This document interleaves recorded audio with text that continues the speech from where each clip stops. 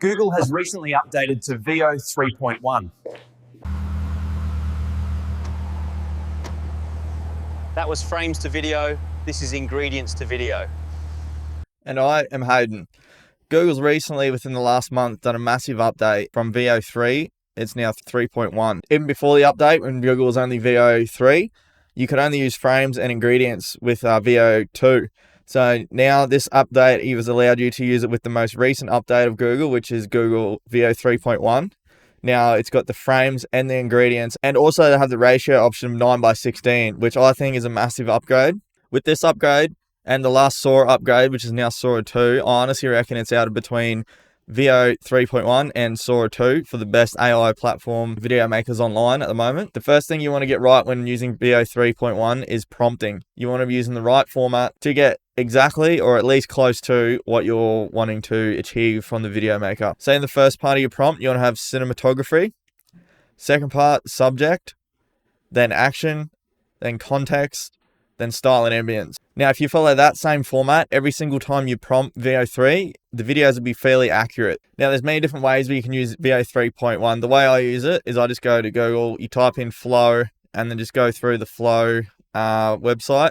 It is quite expensive. I think it's like one of the most expensive ways to do it. It's now on a lot of other AI platforms as well, so you can go and choose it through there, and it does the exact same thing, but you can just probably do it a lot cheaper if you find the other AI platform that it's on, like Artlist. I think it's on Higginsfield as well.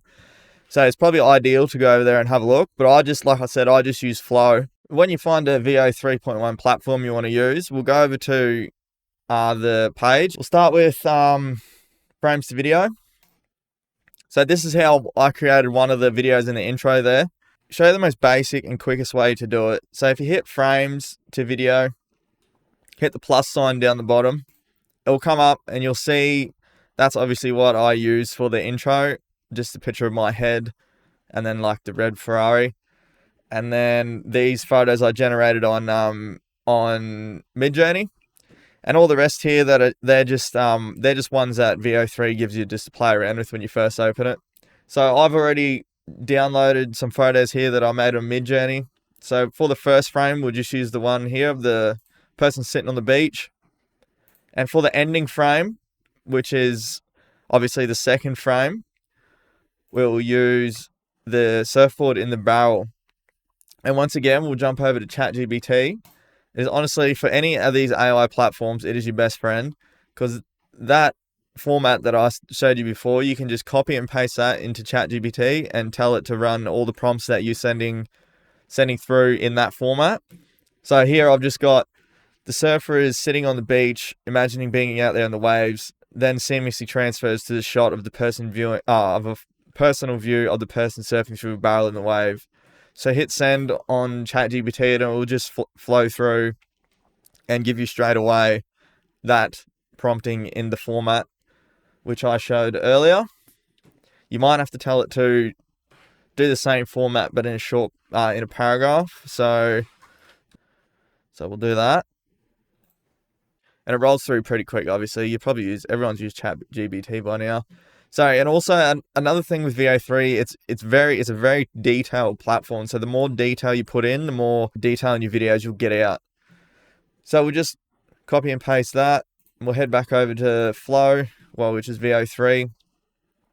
This will be the exact same if you use Artlist, Higginsfield, anything else like that. It'll be the exact same. It might look a bit different, but it'll run all the same. So just hit paste, and then we'll hit send, and we'll see what it comes up with. I'll just wait for it to load. So VEO 3 has done its generation. We'll go over, hit play on the first one and see how it goes. See what it's come up with. So you got old mate sitting on the beach, the waves are coming in, and then it literally just transfers to the wave. Pretty much exactly what we said. We'll see what the second one is. They're always slightly different, so you can do a few different ones to see which one you like better. See, this one's just added music. So pretty much the same thing, it's just added music. The second one probably looks better because it's got the birds flying around at the start there. Just here, seagulls.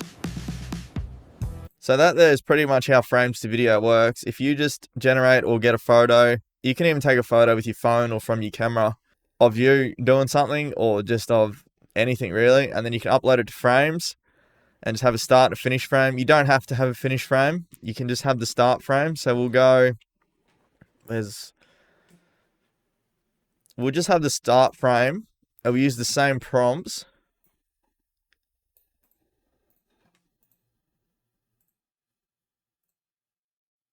And we'll see how it goes just with the first frame.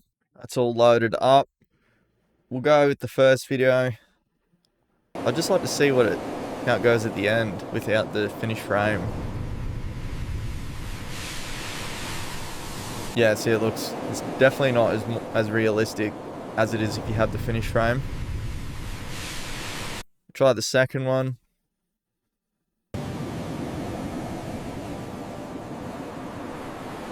Same kind of thing at the start, but yeah, the finish frame just doesn't look as real. The wave's sort of coming over the surfer rather than the surfer surfing the wave.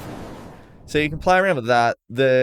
If you want to use just one frame, it works a lot better if you don't if you just let the AI do what it wants to do and don't sort of give it a way to finish. If you want to give it a way to finish, definitely use that last frame. Before I forget, one of the new updates here is the aspect ratio, like I said at the start of the video. So since it's the new one, we'll jump over to 9:16 and we'll just run all these next video. We'll run all the next ingredients to video in that ratio. So we'll use this one. It's just a man walking on the beach, like a surfer walking on the beach. We'll upload the second one, which will just be a surfboard laying in the sand. And then we'll just have just a blue ocean beach. And we'll go back to ChatGPT and we'll have just the surfer, say, walking off the beach with his surfboard and then start to paddle out. So we'll have the surfer walking on the beach, picks up his surfboard, walks down to the water and starts to paddle out. So we'll get ChatGPT to do up a paragraph, back to VEO, copy paste. I'll see what it comes up with. So there you go.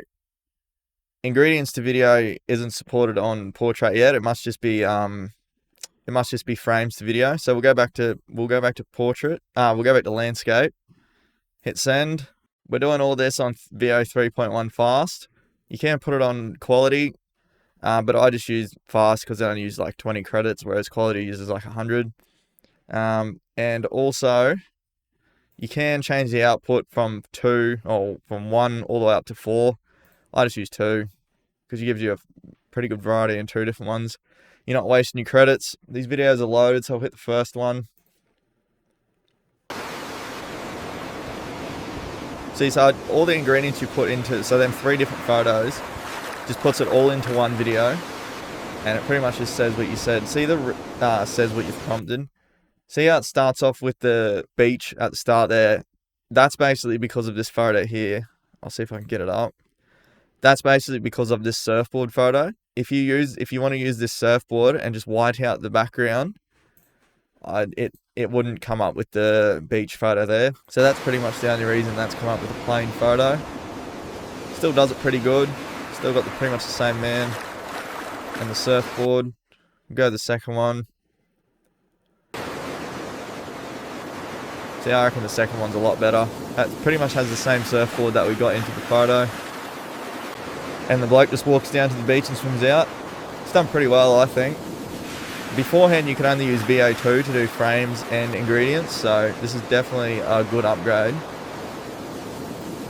So I've run through that. We'll go back to frames to video, and I'll put it on 9:16, which is portrait, which is what you see on TikTok, Reels, YouTube, all that. Go back to Midjourney, generate new photos in portrait, and then we'll come back to flow, hit upload, that one. So just make sure down here on your right, you change it to portrait when you want to do portrait, because if you leave it in landscape, it'll cut out 2/3 of your photo that you want to use. So change that to portrait. That's if you're doing 9:16 videos. Crop and save. And we'll just go back to ChatGPT and I'll copy the same prompts, just the exact same prompts we were using before, because it's pretty much the same type of images that we're doing. Send. While they're loading, we'll go back to the only option that we haven't used yet, which is text to video. We'll just copy and use the same same prompts, see what it comes up with. Our last frames to video is loaded. We'll rewind the first one. See, it's added music. Zooming right into his... Oh yeah, that one's actually pretty hectic, except for the surfboard's going backwards, so that's not ideal. Hopefully the second one comes up with a bit better. Seems a bit more chill.